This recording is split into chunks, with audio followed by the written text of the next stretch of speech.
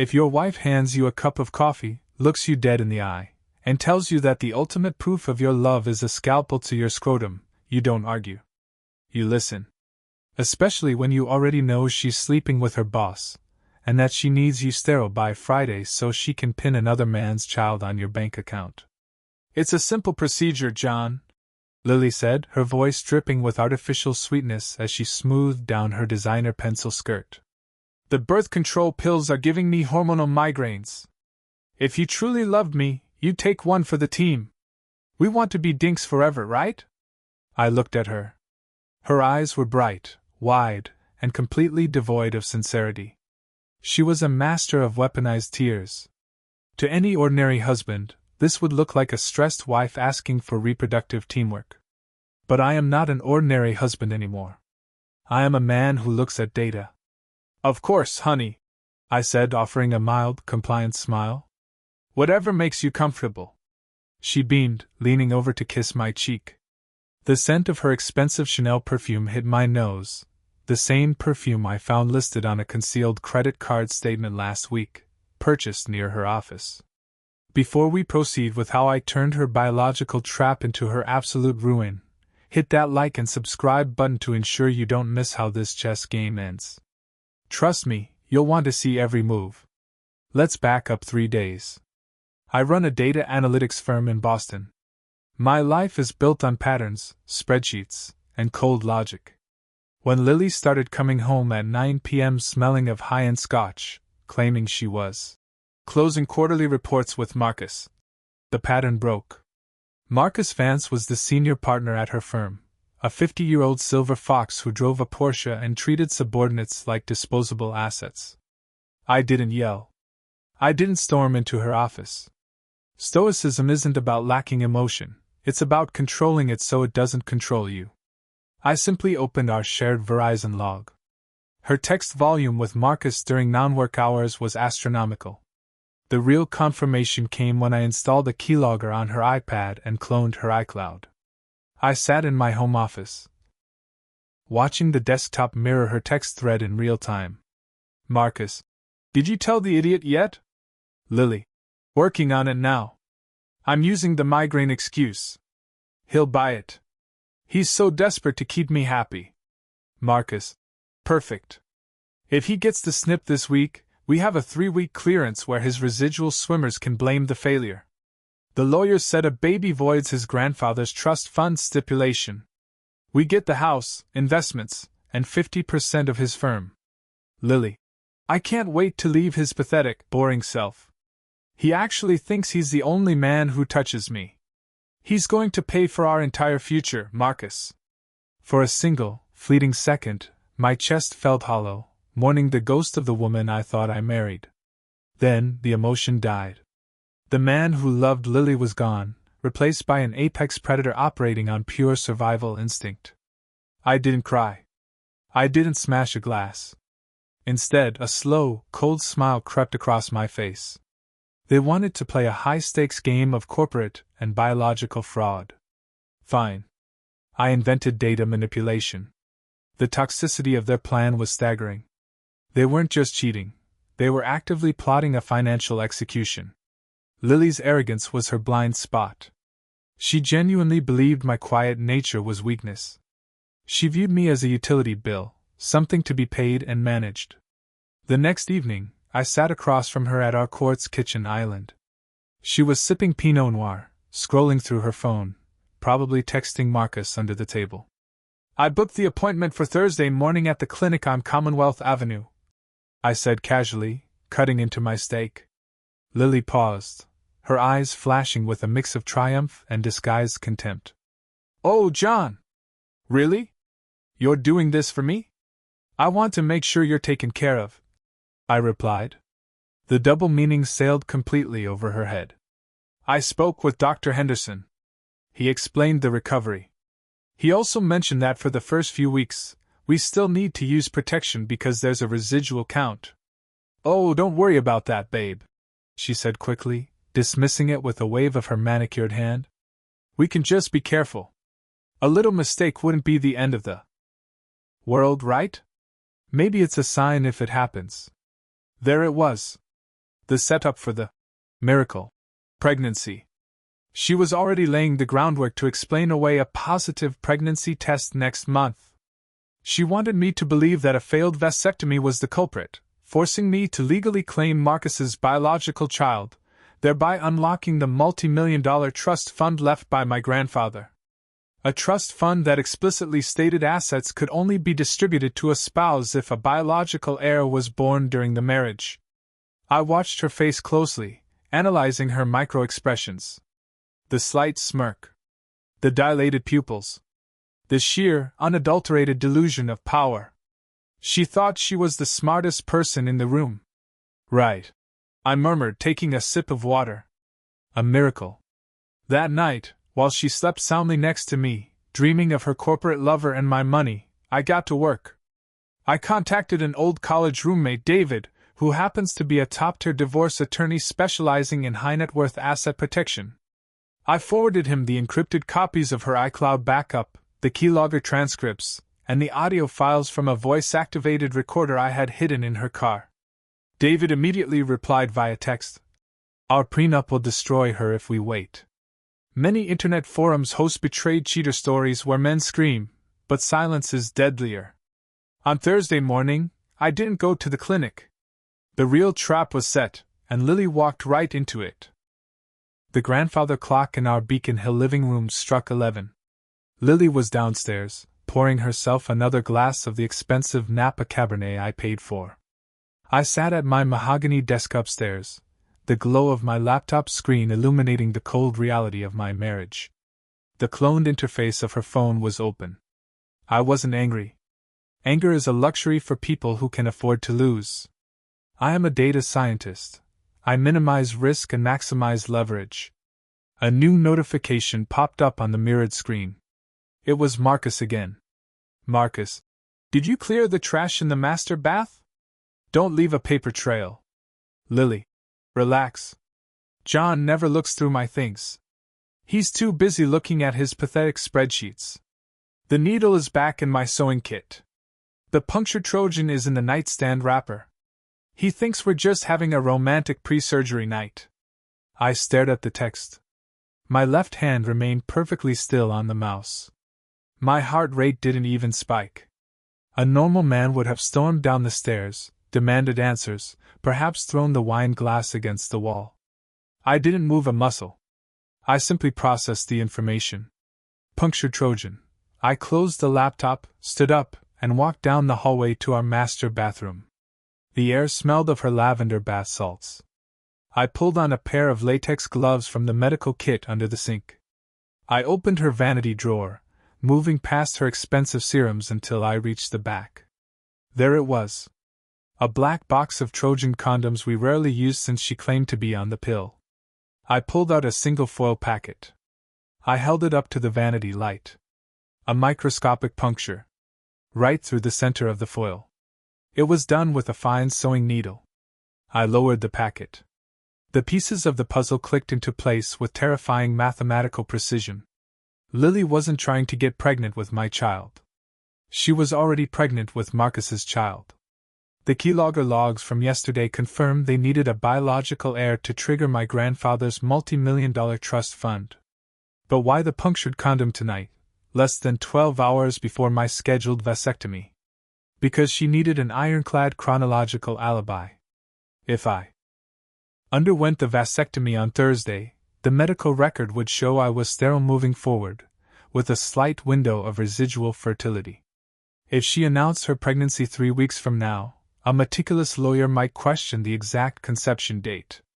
But if she could point to a mishap, a broken condom on the night before the surgery, she could legally and logically argue that the pregnancy occurred exactly during my final window of fertility.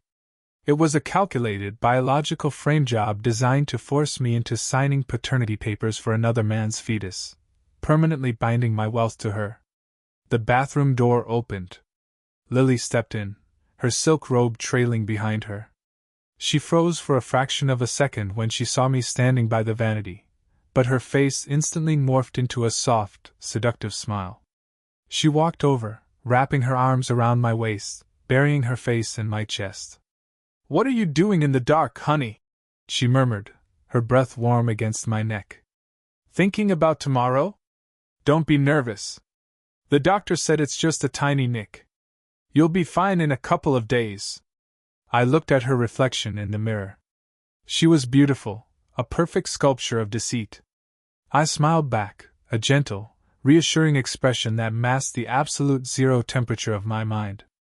Just making sure we have everything ready, I said, my voice steady, completely devoid of tremor. I was looking for some ibuprofen just in case. Oh, I have plenty in my purse, she said, leaning back to look up at me. Her fingers stroked my jawline.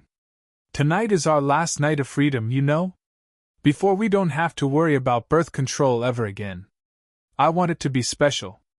I even bought some protection so we don't risk anything right before the big day. She reached past me, her hands sliding into the vanity drawer with practiced ease.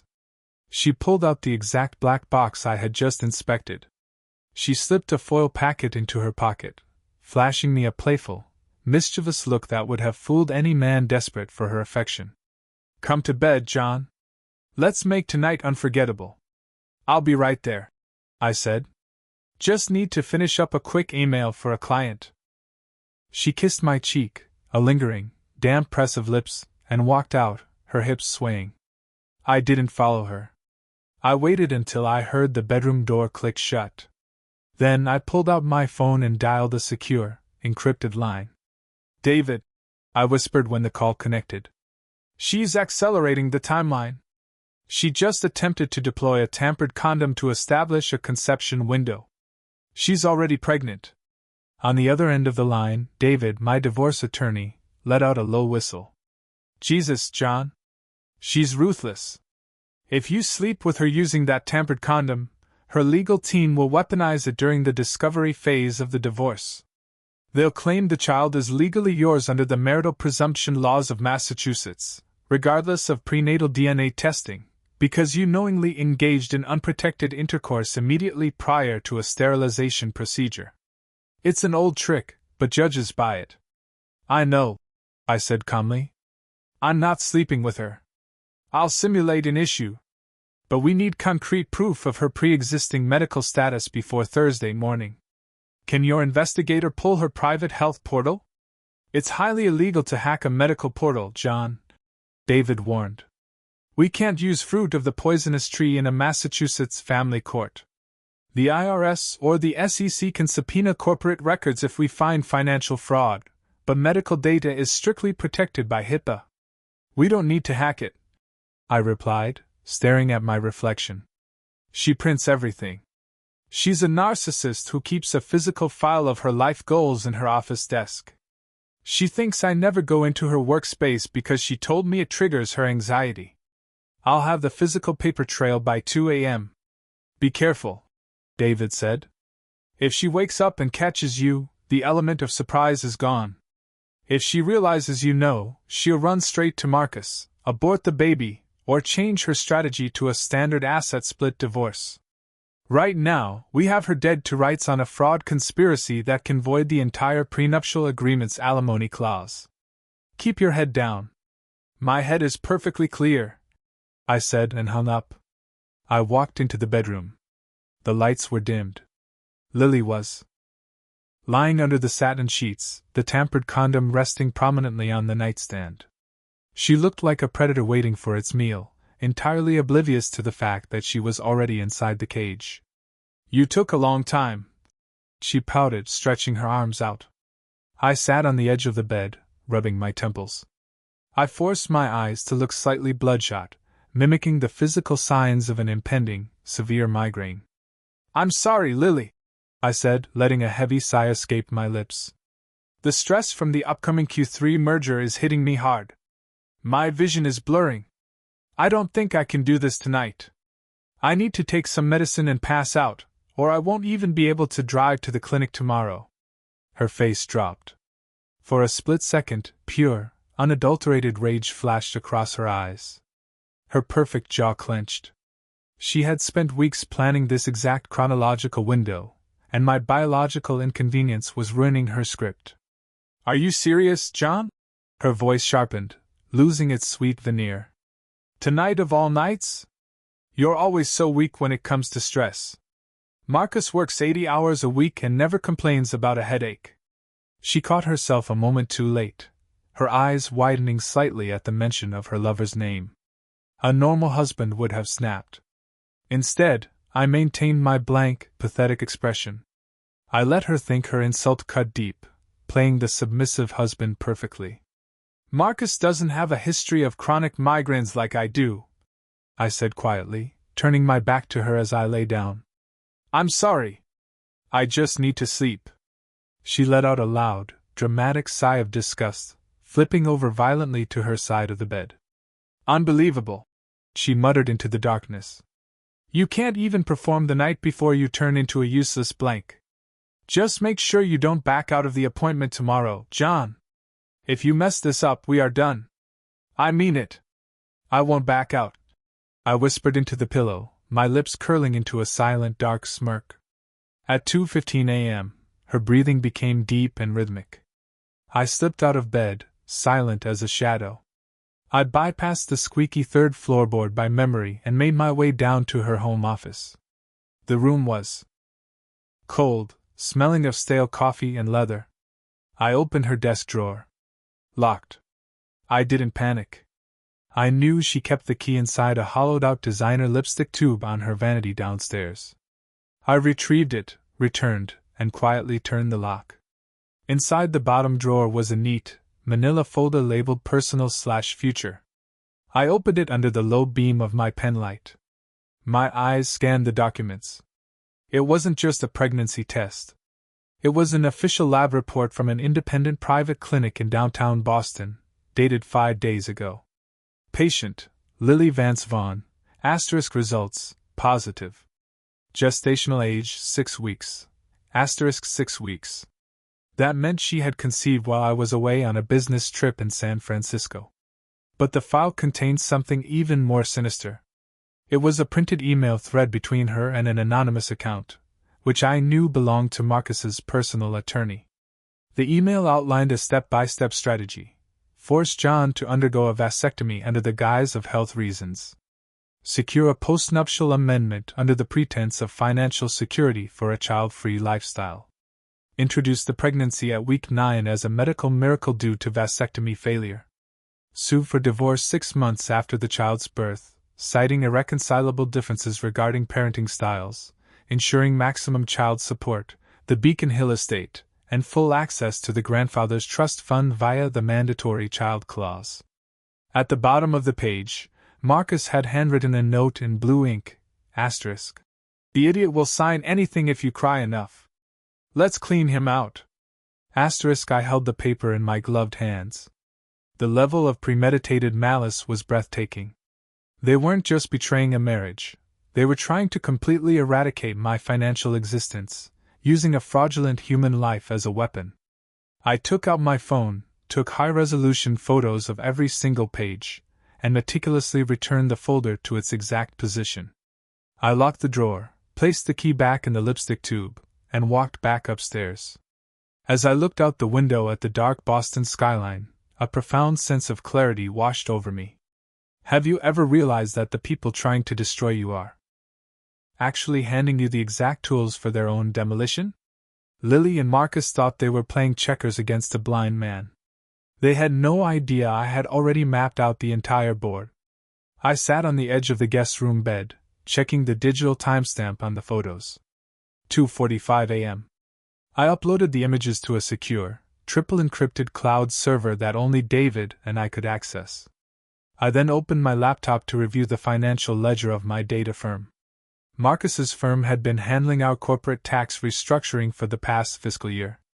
If Marcus was this corrupt in his personal life, that corruption inevitably leaked into his professional dealings. Narcissists never compartmentalize their greed; it bleeds into everything they touch. I ran an automated script I had written months ago to track anomalous entries in our corporate accounts.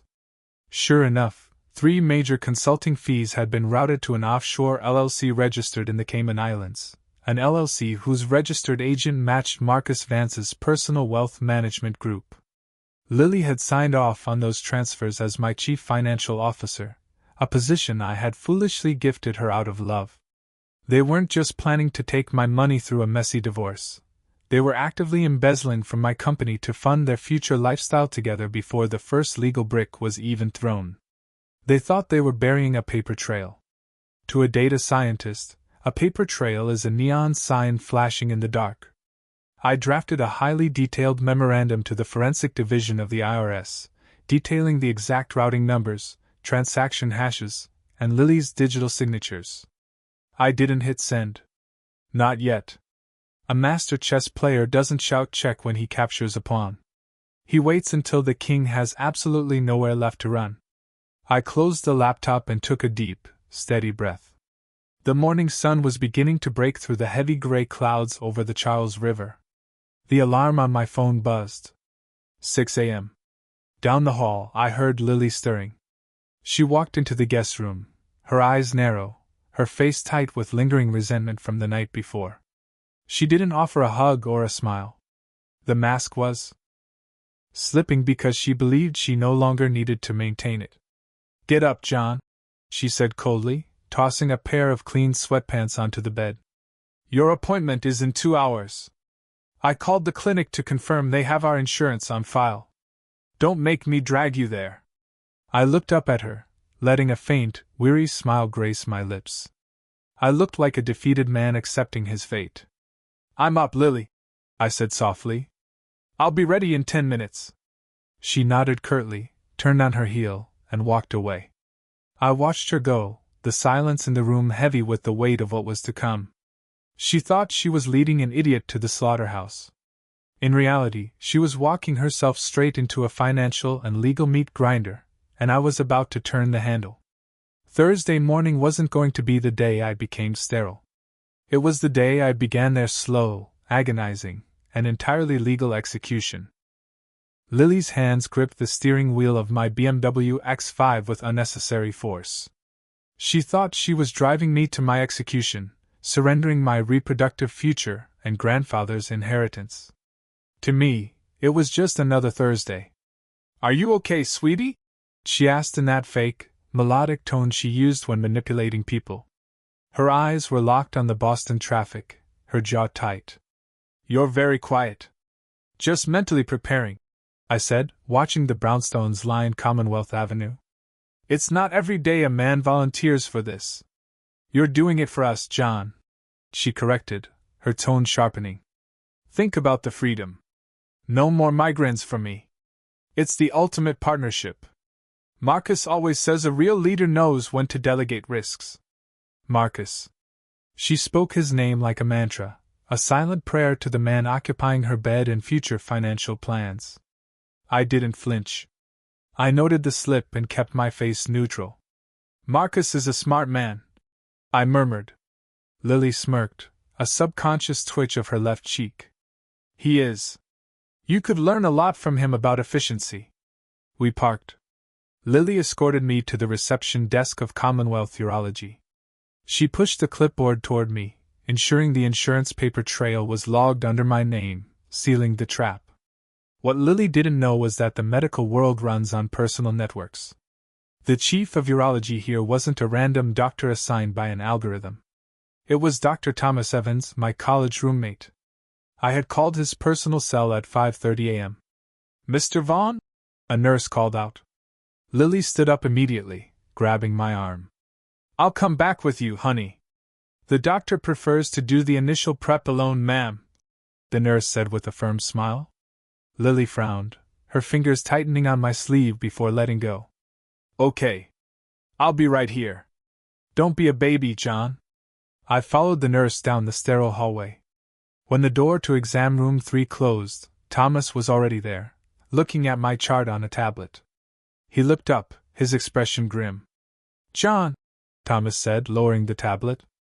Your lawyer David called me. He told me what's happening. Are you absolutely certain about this? I'm certain, Tom, I said, sitting on the examination table. Did David explain the protocol? Yeah, Thomas sighed. He needs a medical record showing a vasectomy was completed for Lily to see. But he also needs a notarized affidavit from me, backed by ultrasound imaging, proving your vas deferens were never touched. You're asking for a dual ledger. I'm asking you to protect me from a multi-million-dollar biological fraud, I replied, looking him dead in the eye. If I get the surgery, she wins. She pins another man's child on me, triggers the trust fund, and leaves me broken. She must believe I'm sterile, Tom. Thomas walked to the cabinet for tools, tape, and gauze. This violates guidelines, John. But I've known you 20 years. I've seen Lily at alumni dinners. She always looks like she's casing a bank. He didn't perform the surgery. Instead, he used a local anesthetic, made a microscopic scratch with a scalpel that bled just enough to look authentic, and applied 2 surgical stitches before wrapping the area in heavy gauze. It'll sting for a day because of the scratch, Thomas said. I've logged the procedure code into the electronic health record system.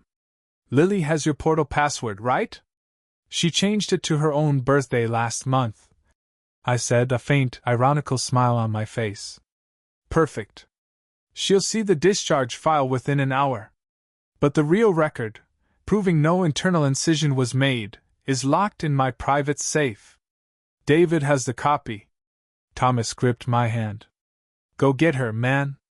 When I walked out, I dragged my right leg slightly, hands fake trembling. Lily jumped up, her eyes darting straight to the brown paper bag containing my post-op instructions and ice packs. Is it done? She whispered, her eyes wide with a predatory hunger. It's done, I said, mimicking a weak breath. Everything went according to plan. I just need to get home and lie down. She didn't offer her arm to help me walk. She was too busy pulling out her phone. As we walked to the elevator, my smartwatch buzzed against my wrist. It was a live feed from her cloned phone. Lily. The gelding is broken. It's over. He's completely sterile. Marcus. Excellent. Give it 2 weeks. Then we deploy the miracle. I've already moved another 50 grand from his corporate account to the Cayman shell to celebrate. I looked at the screen as the elevator closed. Have you ever watched someone dig their own grave with an absolute sense of accomplishment? Lily was glowing. She drove us back to Beacon Hill, humming, entirely unaware that every mile brought her closer to a federal indictment. The next 3 weeks were a masterclass in psychological mirroring. I played the recovering, submissive husband perfectly. I wore ice packs, groaned when sitting, and let Lily handle the finances completely, fueling her illusion of absolute control. Every evening, she would hand me my dinner with a patronizing pat on the head. You're doing so well, John. See? It wasn't that bad. I love you so much more now that you've made this sacrifice for us. Thank you, Lily, I would say, keeping my voice soft, almost pathetic. I just want to make you happy. Behind her back, the news tightened. While she thought I slept off the pain, I collaborated with David and Sarah, a forensic accountant hired to audit my firm's books remotely. Within 14 days, Sarah unraveled their entire paper trail. Lily had used her admin credentials as CFO to authorize a series of fraudulent consulting contracts to Marcus's shell company, totaling $1.4 million. Marcus had been using his position as our tax accountant to bury the deductions, filing fraudulent 1099 forms with the IRS under fake names.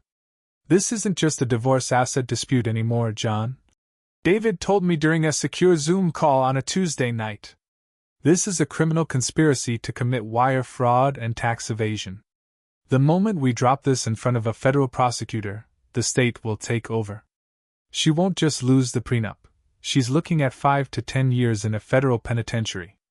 Good, I said, my voice flat, completely devoid of malice. Let them accumulate more data. The more they steal, the heavier the sentence. When do you think she'll drop the pregnancy bomb? David asked. Soon, I replied. It's been exactly 21 days since the fake surgery. The residual timeline fits her script perfectly. The prediction was mathematically exact.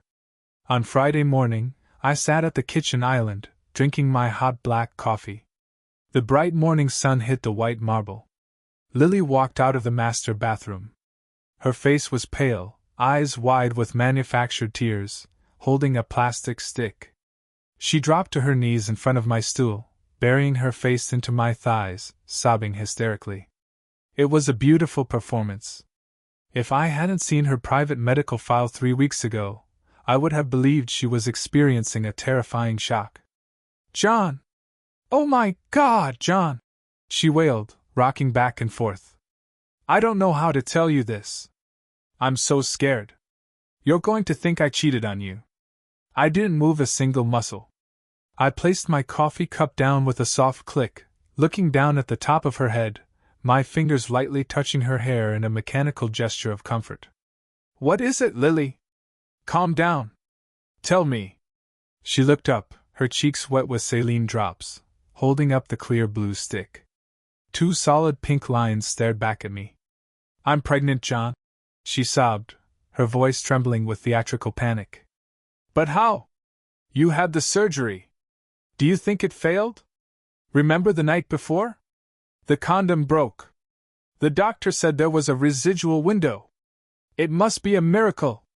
I stared at the stick, then into her wide, manipulative eyes. I didn't yell or call her a liar.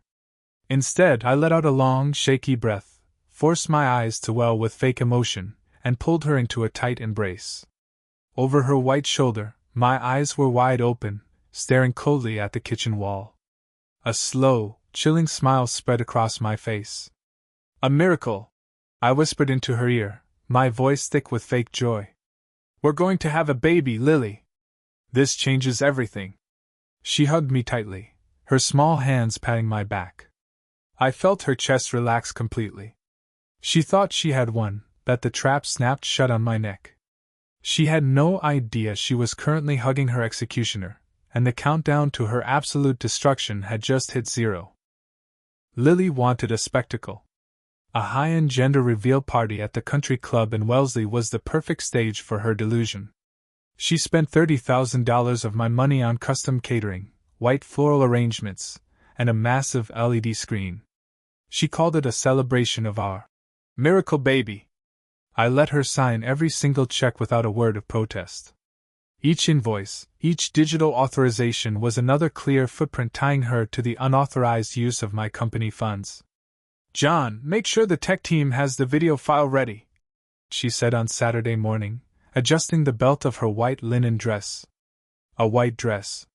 The pure irony of her clothing choice wasn't lost on me. "I want the countdown to be absolutely perfect.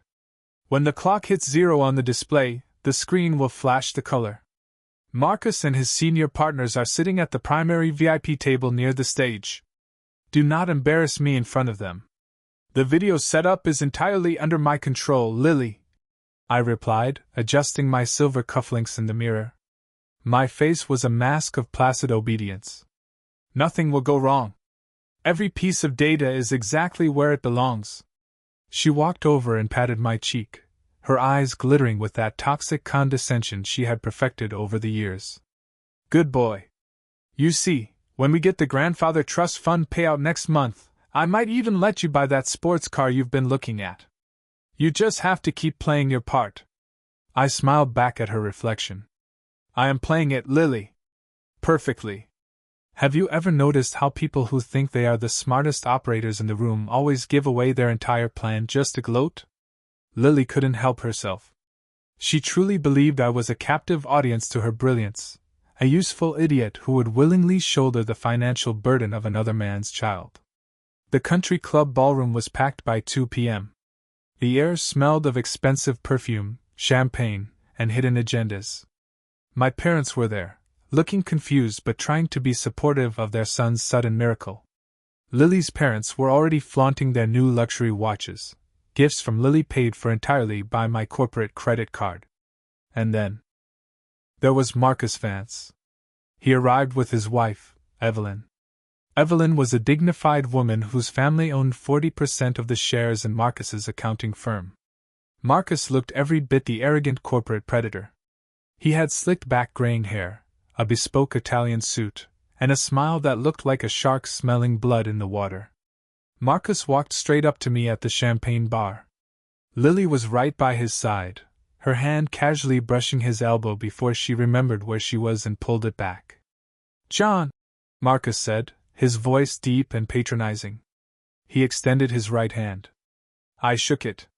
His grip was overly tight, a classic, textbook alpha male assertion of dominance. Congratulations on the miracle. Truly. To think, after a complete urological vasectomy, you still managed to beat the odds. You're quite the stallion. A few corporate colleagues standing nearby chuckled softly. It was a thinly veiled insult, a public humiliation disguised as a congratulations. Lily hid a snicker behind her crystal champagne flute. They didn't even care that I was standing right there. They felt completely untouchable, wrapped in an armor of their own perceived intellectual superiority. The data doesn't lie, Marcus, I said, my voice smooth, calm, and perfectly even. I took a sip of my sparkling water. When a system is tampered with, you always get unexpected results. But the truth always surfaces during the final audit. Marcus's eyes narrowed by a fraction of a millimeter, a microscopic glitch in his arrogant composure. An audit? Let's leave work at the office, John. Tonight is about family. About what you've provided. Exactly. Lily chimed in, leaning her weight into my side but keeping her eyes locked directly on Marcus. John is a great provider. He knows exactly how to take care of my needs when things get complicated. The sheer brassiness of their behavior was mesmerizing. They were practically broadcasting their crime in a room full of 70 people. I maintained my stoic baseline. My breathing remained steady, rhythmic. I looked around the room, identifying the two men standing near the exit doors, private investigators I had hired, wearing plain charcoal suits, holding sealed legal envelopes.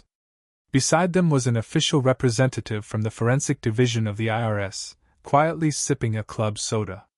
The stage was set. The audience was seated. The actors were in their positions. Attention, everyone!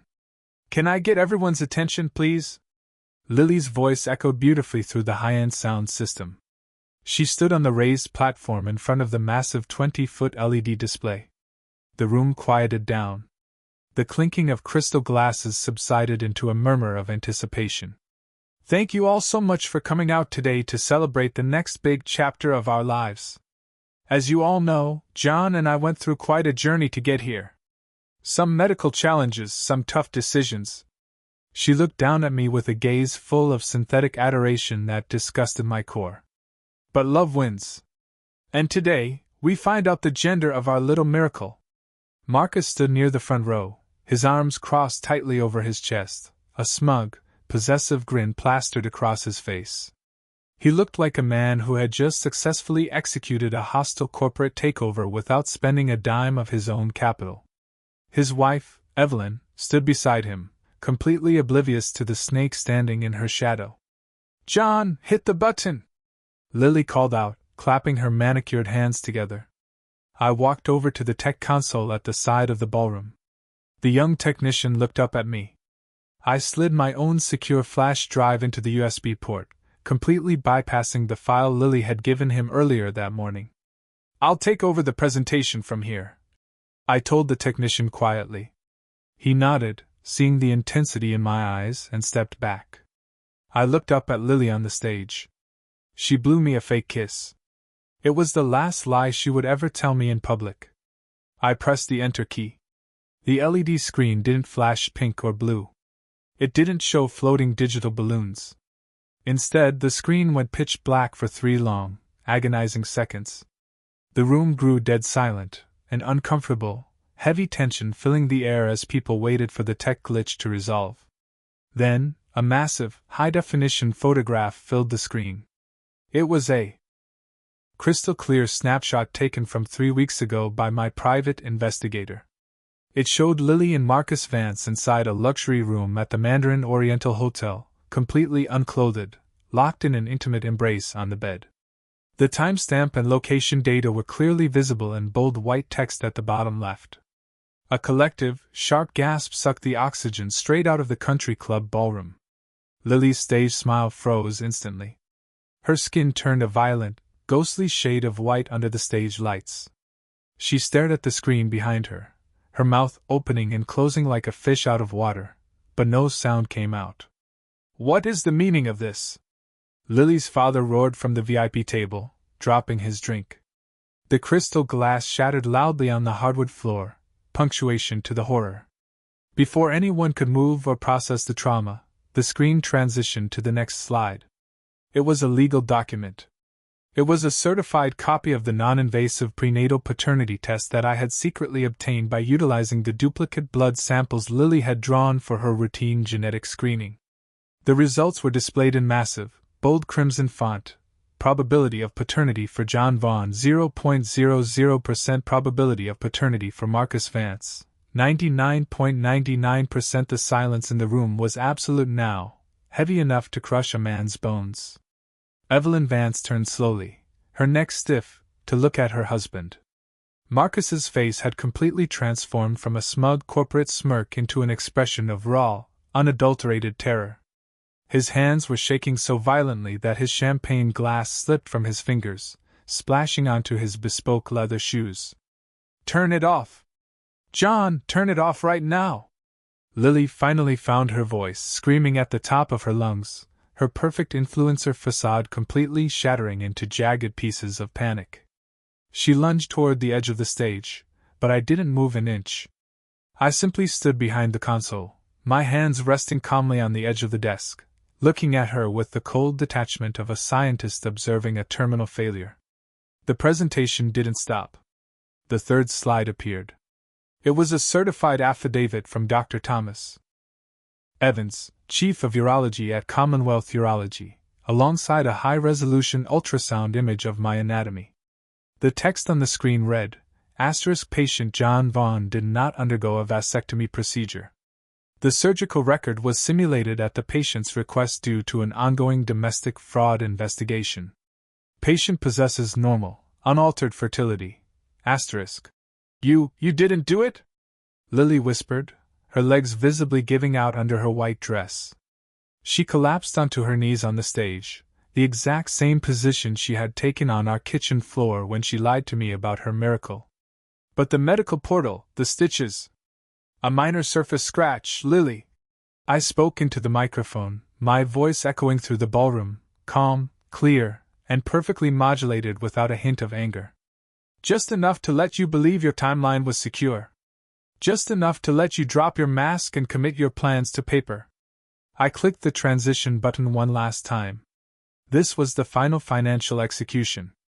The screen showed the complete digital ledger of my data firm, cross-referenced with Marcus's Cayman Islands shell company. It displayed the exact dates, amounts, and digital signatures where Lily had embezzled $1.4 million from our accounts, and the corresponding fraudulent tax filings submitted by Marcus Vance to cover the trail. Evelyn Vance didn't scream. She didn't make a scene. She walked up to Marcus, slipped her massive diamond wedding ring off her finger, and threw it directly into his bleeding face. "My father will have you removed from the corporate partnership by 5 p.m. today," she said, her voice cutting through the room like a razor blade. "And you will leave my house tonight with absolutely nothing but the clothes on your back." Marcus tried to grab her arm, his voice cracking. "Evelyn, wait! It's a setup. He manipulated the data. He's lying." "I don't lie, Marcus. I just analyzed the metrics you leave behind," I said through the microphone. "You left a paper trail a mile wide because you were too busy laughing at my spreadsheets to realize I own the network you used to steal from me." At that exact moment, the two private investigators and the IRS agent marched up the center aisle toward the stage. The IRS agent pulled out his federal badge and presented it directly to Marcus and Lily.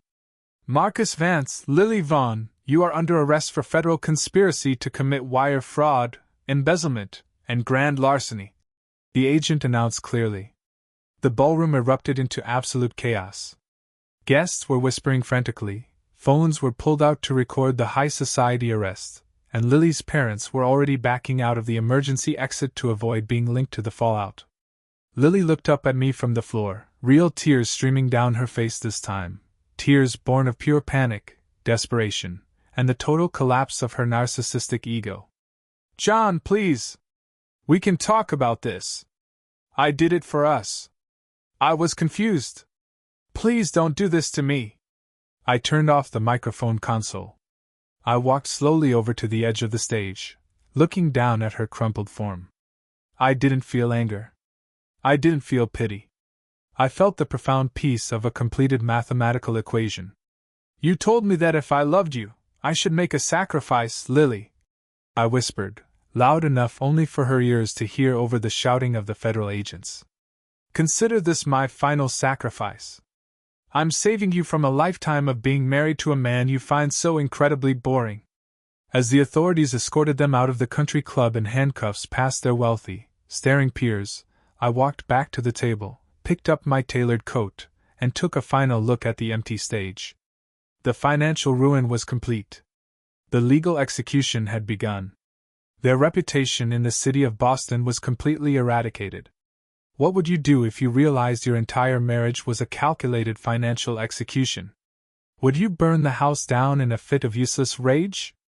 Or would you quietly rebuild the foundation until the trap you were placed in becomes the very cage that locks your enemies away forever? The silence in my Beacon Hill house the next morning was magnificent. For 5 years, that house had been filled with the invisible static of Lily's lies, the faint scent of her unearned luxury, and the heavy weight of her constant psychological games. Now it was just me, a freshly brewed cup of black coffee, and the hum of my laptop. My phone buzzed on the kitchen island. It was David, my divorce attorney. John! David's voice sounded sharp, energized by the smell of total legal victory. The federal magistrate just denied bail for Marcus Vance. Flight risk. Evelyn froze every single joint account before the ink on his arrest warrant was even dry. He tried to use his firm's capital to post a property bond, but Evelyn's father blocked it at the board level. Marcus is sitting in a holding cell at Plymouth County Correctional. And Lily? I asked, taking a slow sip of my coffee. Her parents tried to put up their house for her bail, but the federal prosecutor flagged the equity. David chuckled coldly. The IRS discovered that the down payment on her parents' house came directly from one of the fraudulent consulting transfers Lily authorized from your firm last year. It's considered tainted asset capital. She's stuck inside the federal detention center in Central Square until her arraignment on Monday. Good, I muttered. Let the data settle. The legal dissection of Lily and Marcus was swift, brutal, and entirely public.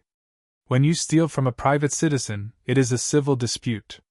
When you manipulate corporate ledgers, file fraudulent 1099 forms to cover up embezzlement, and cross state lines via digital wire transfers to the Cayman Islands, you are playing with the federal government. The IRS does not negotiate with narcissists. 3 days later, I sat in the front row of the Suffolk Probate and Family Court for our emergency divorce hearing. Lily was escorted into the room by 2 marshals. The white linen designer dress from the country club was gone, replaced by a standard, ill-fitting gray jumpsuit. Her hair was unwashed, tied back in a messy knot. The brilliant, confident influencer who used to display her life across social media looked small, fragile, and utterly terrified. When her eyes met mine, her expression shifted instantly. The tears started flowing. The same practiced, weaponized tears she had used on our kitchen floor. She mouthed the words, asterisk. John, please. I'm sorry. Think about our life. Asterisk. I didn't blink. I didn't shake my head. I sat there like a statue, my hands folded across my knee, observing her behavior with the clinical neutrality of a judge inspecting a piece of evidence. Her high-priced defense attorney, paid for by a retainer she had scrambled to secure before her accounts were seized, stepped up to the podium. He tried to argue for a temporary freeze on asset division, claiming Lily's mental state was compromised due to her pregnancy and the ongoing federal criminal investigation. David stepped forward, dropping a thick leather binder onto the podium with a heavy, deliberate thud. Your Honor, David announced, his voice booming through the quiet courtroom. We are not dealing with a standard martial breakdown. We are dealing with an aggressive, premeditated scheme of biological and financial fraud. We have submitted high-resolution forensic evidence of the tampered contraceptives found in the defendant's nightstand. We have a certified, Notarized affidavit from Chief of Urology Dr. Thomas Evans proving the plaintiff never underwent a sterilization procedure. Most importantly, we have the official prenatal DNA results proving the child the defendant is carrying belongs to her co-conspirator, Marcus Vance. The judge, a no-nonsense woman with 30 years on the bench, flipped through the pages of the binder. Her eyes hardened as she read the transcripts of Lily's text messages with Marcus. The messages where they called me an idiot, joked about my spreadsheets, and detailed their plan to milk my grandfather's trust fund through a fraudulent child stipulation. The judge closed the file, looking down at Lily with absolute disgust. "In my 30 years on this bench," the judge said, her voice dripping with ice, "I have rarely seen such an egregious display of bad faith, deception, and systemic cruelty. The court finds the prenuptial agreement's infidelity and fraud clauses fully triggered. The defendant's claims to marital assets, alimony, and the plaintiff's corporate equity are hereby denied in their entirety." The judge slammed her gavel down.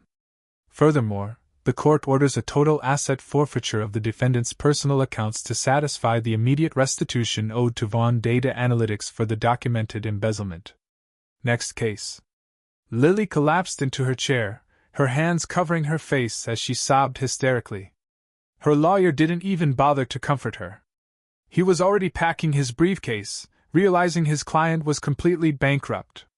The criminal trial in federal court 2 months later was merely a formality. Faced with the mountain of electronic evidence, keylogger data, and the forensic accounting trail provided by my firm, Marcus Vance broke. The arrogant corporate alpha male crumpled under the threat of a 20-year sentence. To save himself, he signed a plea agreement, turning state's evidence against Lily, detailing how she was the one who initiated the corporate account transfers. Narcissists have no loyalty. The moment the ship starts sinking, they will climb over each other's bodies just to catch a breath of air. Marcus was sentenced to 6 years in a federal penitentiary in Pennsylvania. His accounting firm was dissolved, his name stripped from the corporate building, and his wife Evelyn's family sued him for every dime of his remaining personal assets. He left court with a prison jumpsuit and a lifetime of debt. Lily received 4 years at the Federal Correctional Institution in Danbury, Connecticut, followed by 3 years of supervised release. Because she was pregnant, the Federal Bureau of Prisons slated her to be placed in a residential parenting program inside the facility until the child was born, after which the child would be placed in the custody of her bankrupt parents. She would spend her prime years behind concrete walls, her reputation permanently catalogued in the Federal Criminal Registry. I stood on the steps of the federal courthouse in Boston, the cool autumn air filling my lungs. Reporters were rushing past me, trying to get photos of Lily being led into the transport van. I adjusted my dark sunglasses and walked down the stone steps, blending seamlessly into the bustling crowd of the city. My firm's capital was completely restored. My grandfather's trust fund remained safe, locked away for a future based on honesty, not a biological frame job. I had lost a wife, yes. But in return, I had gained an absolute, unshakable peace of mind.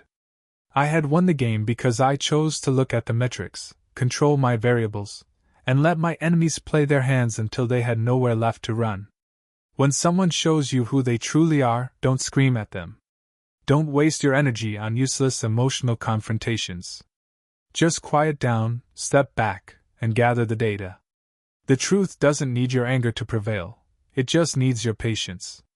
If you found value in how this calculated strategy unfolded, take a moment to subscribe and like the video. It helps ensure stories of real, intelligent justice reach those who need to see them most. Now that the dust has completely settled on this case, I have one final question for you to consider. If you discovered your partner was executing a plan this toxic against your life, would you have the emotional discipline to stay completely silent for 3 weeks to build a perfect trap, or would you break? Let me know your honest thoughts in the comments below. I'll be reading.